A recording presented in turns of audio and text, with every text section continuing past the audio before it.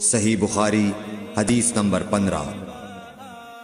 حضرت صلی اللہ علیہ وسلم نے فرمایا، تم میں سے کوئی شخص ایماندار نہ ہوگا جب تک اس کے والد اور اس کی اولاد اور تمام لوگوں سے زیادہ اس کے دل میں میری محبت نہ ہو جائے۔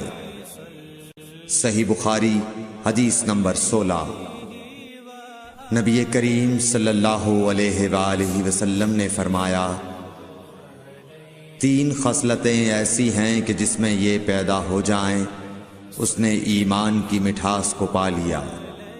اول یہ کہ اللہ اور اس کا رسول اس کے نزدیک سب سے زیادہ محبوب بن جائیں۔ دوسرے یہ کہ وہ کسی انسان سے محض اللہ کی رضا کے لیے محبت رکھے۔ تیسرے یہ کہ وہ کفر میں واپس لوٹنے کو ایسا برا جانے جیسا کہ آگ میں ڈالے جانے کو برا جانتا ہے۔